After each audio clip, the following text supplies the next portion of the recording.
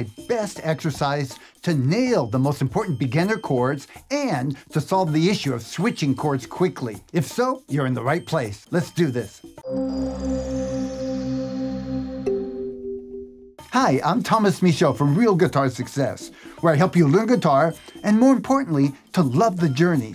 And one way to help you love the journey is to give you the tools to help you feel like you're making progress. This exercise I call the double whammy because it does two things. It'll help train your fingers to get to the right place quickly and easily.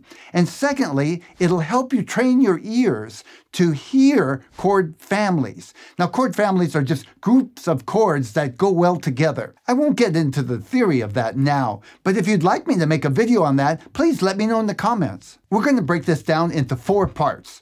Afterwards, I'm going to give you some tips to both help you to learn it easier and to make better use of the exercise. To start off, part 1, we'll start with the E chord, the A chord, use any version that you're comfortable with, the B7 chord, and then back to the E chord. Now we're going to strum each chord 2 times. So it sounds like this. Strum, strum, change, strum, strum, change, strum, strum, change, strum, strum. Okay, that's part 1. Part 2 goes to the A chord. We'll start with A, to the D chord, to the E chord, and back to the A chord. Next, part 3 starts on the D chord, 2 times, G chord, and I'm using a 4-finger, you'll see why in a minute, A chord, and back to D. And for the final part, part 4, we'll start on the G chord. I'm going to a C, we'll just call it a C for now, to the D, and back to G. By the way, this is actually called C add 9, but let's just stick with a C chord. It won't be important right now. So that's all 4 parts. All together, it looks like this. We'll start with E, A, B7, and then E. Now we're going right to the A chord, D, E, A.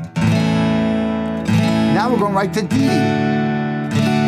G, A, and D, and then right to the G chord.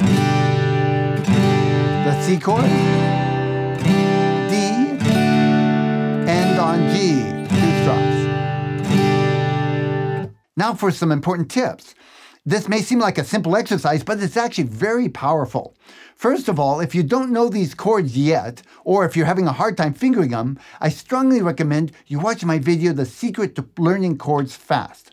One of the tricks to being able to change chords easily is to get clear on the chords you're changing to and to feel fairly comfortable with them. If you use my system, that part will go very quickly. Now, I'd also recommend that you practice one part at a time and then put them together. For example, you start with part 1, you learn the chords and you practice changing. When you get to about 80%, if you feel like it's perfect, then go ahead and start with part 2. Then put the 2 together and do the same things for part 3 and part 4 until you can play through the whole exercise at a reasonably slow tempo without stopping. One way to memorize this exercise more easily is to notice that each of the parts are connected. So when I play part 1 going from E, A, D, E, the next part starts on the middle chord, and this happens every time. So the second part starts on A, D, E, A. Now the third part starts on the middle of the A progression, which is D, D, and so on. So this will help you to memorize one part to the other. And my final tip is to download the free chord chart that I've created for you. It'll help you tremendously. Watch it as you watch this video and then use it to practice along with. I'll make sure there's a link in the description so you can get to it easily. If you're new here, subscribe to my YouTube channel and click that bell so you don't miss a thing. Learning guitar is a journey, not a destination. Let me know how I can best help you in the comments to love your journey. I'll see you on the next video.